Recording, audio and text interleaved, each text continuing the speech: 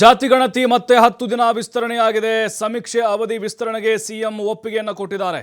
ಸಮೀಕ್ಷೆ ವಿಳಂಬದ ಬಗ್ಗೆ ಸಭೆಯಲ್ಲಿ ಚರ್ಚೆ ಆಗ್ತಾ ಇದೆ. ಸಿಎಂ ನೇತೃತ್ವದಲ್ಲಿ ಒಬಿಸಿ ಆಯೋಗದ ಸಭೆ ನಡೀತಾ ಇದೆ. ನಾವು ಮೊದಲು ಹೇಳಿದ್ವಿ ನಿಮಗೆ ಎಕ್ಸ್ಟೆಂಡ್ ಖಂಡಿತವಾಗ್ಲೂ ವಿಸ್ತರಣೆ ಆಗುತ್ತೆ ಅಂತ. ಯಾಕಂದರೆ ಬೆಂಗಳೂರಿನಲ್ಲಿ ಇನ್ನೂ ಒಂದು 60-70% ಆಗಬೇಕು ಸಮೀಕ್ಷೆ. ಹಾಗಾಗಿನೇ ಈಗ ಅದು ವಿಸ್ತರಣೆ ಆಗುವಂಥ ಸಾಧ್ಯತೆಗಳು, ಮುಖ್ಯಮಂತ್ರಿಗಳು ಕೂಡ ಅದಕ್ಕೆ ಗ್ರೀನ್ ಸಿಗ್ನಲ್ ಕೊಟ್ಟಿದ್ದಾರೆ ಅಂತ ಅನ್ನಿಸ್ತಾ ಇದೆ. ಮತ್ತಷ್ಟು ದಿನ ವಿಸ್ತರಣೆಗೆ ಆಯೋಗ ಕೂಡ ಮನವಿಯನ್ನು ಸಲ್ಲಿಸಿದೆ. ಅಲ್ಲಿ ಅಕ್ಟೋಬರ್ 31ರವರೆಗೆ ಅವಧಿ ವಿಸ್ತರಣೆಯಾಗಿದೆ.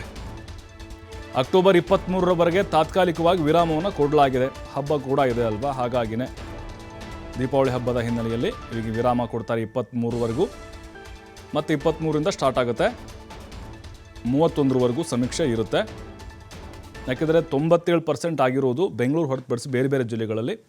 ಬೆಂಗಳೂರಿನಲ್ಲಿ 30% ಕೂಡ ದಾಟಿಲ್ಲ. ಹಾಗಾಗಿನೇ ಸುಮಾರು 1 ಕೋಟಿ ಹತ್ತಿರ ಮನೆಗಳನ್ನ ರೀಚ್ ಮಾಡಬೇಕು. ಬಹಳ ಸವಾಲಿನ ಕೆಲಸ ಕೂಡ ಆಗಿದೆ ಸಿಬ್ಬಂದಿಗಳಿಗೆ. ಈಗ ಸರ್ಕಾರ ಈ ಒಂದು ಮಹತ್ವದ ನಿರ್ಧಾರವನ್ನು ತೆಗೆದುಕೊಂಡಿದೆ. ಮುಖ್ಯಮಂತ್ರಿಗಳು ಕೂಡ ಗರಂ ಆಗಿದ್ದಾರೆ. ಯಾಕೆ ಇಲ್ಲಿ ಹಿನ್ನಡೆ ಆಯಿತು ಬೆಂಗಳೂರಿನಲ್ಲಿ ಸರ್ವೆಗೆ ಅಂಥೇಳಿ, ಕಾರಣಗಳೇನು ಅಂಥೇಳಿ.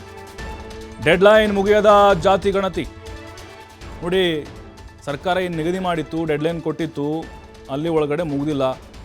ಹಾಗಾಗಿ ಸಭೆಯಲ್ಲಿ ಸಿಎಂ ಗರಂ ಆಗಿಬಿಟ್ರು. GB ವ್ಯಾಪ್ತಿಯಲ್ಲಿ ಮಂದಗತಿಯ ಸರ್ವೆ ಆಗ್ತಾ ಇರೋದಕ್ಕೆ ಮುಖ್ಯಮಂತ್ರಿಗಳು ಕೋಪ ಮಾಡ್ಕೊಂಡ್ಬಿಟ್ಟಿದ್ರು.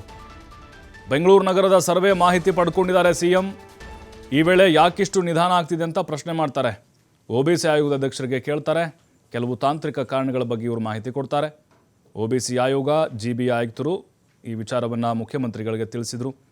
ಈ ರೀತಿಯಾದರೆ ಹೆಂಗೆ ಮತ್ತೆ ವಿಪಕ್ಷಗಳ ಟೀಕೆಗೆ ನಾವು ಗುರಿಯಾಗಬೇಕಾಗತ್ತೆ.